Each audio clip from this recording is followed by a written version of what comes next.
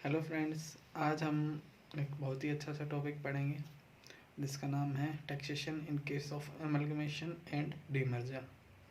चलो पहले थोड़ा सा डिस्कस कर लेते हैं कि अमलगमेशन क्या होता है और डीमर्जर क्या होता है। अमलगमेशन का मतलब है दो चीज़ों का मिलना। अब इसमें दो चीज़ें कंपनी होती हैं। जब दो कंपनी मिलके एक कंपनी बना लेती है, मतलब या तो जैसे मान लो दो केसेस होते हैं, एक्स और वाई कंपनी है, तो वाई कंपनी जो है एक्स में अमलगमेटेड हो जाए। एक तो ये अमलगमेशन होता है। एक होता है कि दोनों कंपनियां डिज़ोल्व होके एक नई कंपनी बना लेती हैं। जैसे एक्स और वाई दोनों डिज़ोल्व हो जाएंगी और अपनी तो जितने भी एसेट्स हैं, लायबिलिटी, अपना सारा बिजनेस जो है एक जेड नाम की कंपनी को ट्रांसफ़र हो जाएगा, मतलब जेड नाम की एक नई कंपनी बन जाएगी।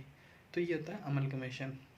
और डीमर्जर क्या होता है? डीमर्जर होता है कि एक बड़े पार्ट को, ठीक है, उसमें से जैसे मान लो कोई बिजनेस है, टाटा का बिजनेस है, टाटा के बहुत सारे बिजनेस हैं, और उसमें से तनिष्क मान लो एक ज्वेलरी का बिजनेस है, तो तनिष्क को जो है अलग कर दिया, एक सेगमेंट जो है उसको अलग कर दिया, तो वो डीमर्जर कहलाता है। तो टाटा वाला जो ग्रुप है, टाटा ग्रुप में से तनिष्क को अलग कर देना डीमर्जर कहलाता है। और दो कंपनियां जब मिल जाती हैं, एक कंपनी बन जाती है, दोनों डिजोल्व होकर नई कंपनी बना लेती है तो वो हमारा अमलगमेशन कहलाता है। तो इस केस में क्या है कि इसमें टैक्सेशन के रूल्स बनाने बहुत ज़रूरी थे, क्योंकि यहाँ पे बात आती है असेट्स एंड लाइबिलिटीज़ की ट्रांसफ़र होने की।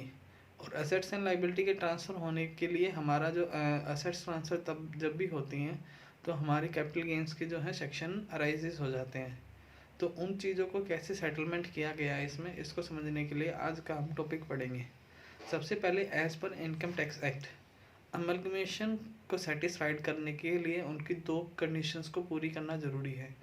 पहली कंडीशन उनकी ये है कि जो भी assets and liability amalgamating company देगी वो अमलगमेटेड कंपनी की बन जानी चाहिए। दूसरा, जो 75% शेयर होल्डर है अमलगमेटिंग कंपनी के, वो अमलगमेटेड कंपनी के हो जाने चाहिए। ठीक है, ये दो कंडीशन सेटिस्फाइड करनी ज़रूरी है। अब इसके बाद हमारी बात आती है कि टैक्सेशन क्या रहेगा। अब इसमें टैक्सेशन तीन चीज़ों का आता है। पहली तीन बंदों का आएगा। पहला जो है वो आएगा शेयर होल्डर। तो इसमें क्या किया गया है कि जब कैपिटल गेन के सेक्शंस बनाए गए तो उसमें हमारे कैपिटल गेन में एक चीज़ होनी बहुत ज़रूरी है, जो है ट्रांसफ़र। जब तक ट्रांसफ़र की डेफिनेशन में कोई ट्रांजैक्शन नहीं आ रही ना, तब तक उस पर जो है अपना कैपिटल गेन लगेगा ही नहीं। तो इन चीज़ों को अमलगमेशन को कैपिटल गेन से बाहर रखने के लिए इन्होंने सबसे अच्छा तरीका निकाला कि जो अमलगमेशन की ट्रांजैक्शन है उसको ट्रांसफ़र की डेफिनेशन से ही बाहर निकाल दिया।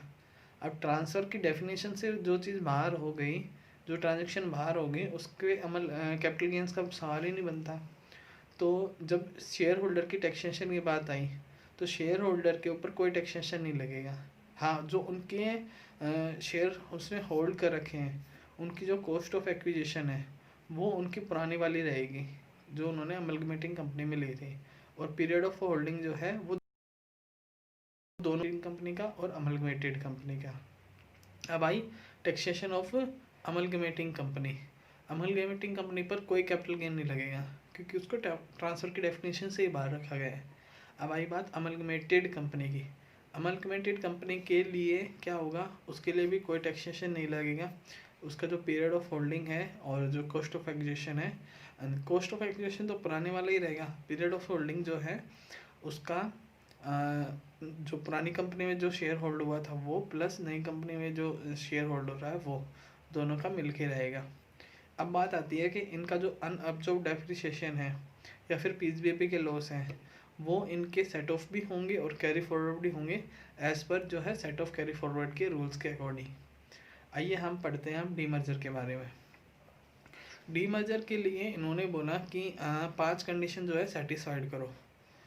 इनकम टैक्स एक्ट ने बोला कि 5 कंडीशन सेटिस्फाइड करो तभी हम मानेंगे कि वो डीमर्जर हुआ है। ठीक है, तो सबसे पहला जो है हमारा डीमर्जर के केस में दो चीज़ें होती हैं। पहला जो होता है डीमर्ज्ड कंपनी होती है जिसमें से पार्ट अलग हुआ है, और जो पार्ट अलग हुआ होता है उसको हम कहते हैं रिजल्टेंट कंपनी।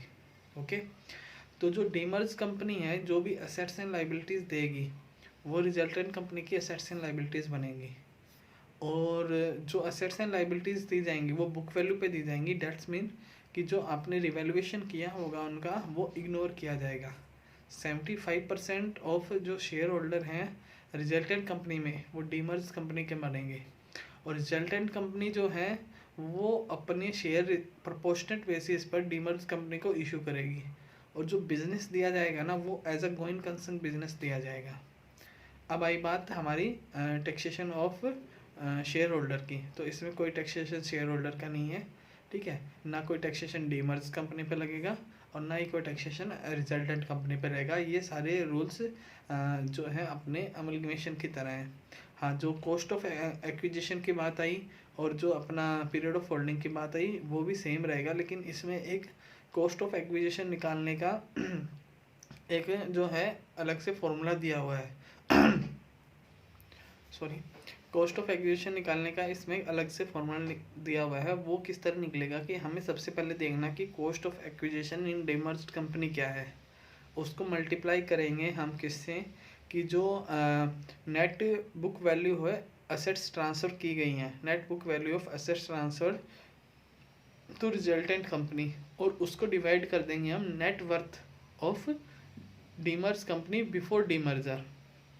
ओके, और नेटवर्थ में इसमें हमारा क्या आएगा, पेड अप शेयर कैपिटल और general reserve, paid up share capital plus general reserve इसमें हमारा जो है माना जाएगा। अब इसमें हमें एक चीज़ का और ध्यान रखना है, एक बहुत ही छोटी सी बात है कि अगर इन एएस की एप्लीकेबिलिटी की वजह से एसेट्स एंड लाइबिलिटीज़ की बुक वैल्यू चेंज हुई है, मैं दोबारा रिपीट कर रहा हूँ, अगर इन एएस की एप्लीकेबिलिटी की वजह से एसेट्स एंड लाइबिलिटी की हमारी बुक वैल्यू चेंज हुई है, तो हम उसी बुक वैल्यू को, उसी चीज़ को जो वैल्यू चेंज हुई है इंडियस की वजह से, उसको ही मानेंगे हम अपनी बुक वैल्यू। मतलब कि जो रिवैल्यूएशन का इफेक्ट मैंने पहले बताया था कंडीशन में कि बुक वैल्यू पर ही ट्रांसफ़र होगी, उसको इग्नोर कर दिया जाएगा, और जो हमारी न्यू इंडियस की एप्लीकेबिलिटी की वजह से जो वैल्यू आई है उसको जो है कंसिडर किया जाएगा। ओके।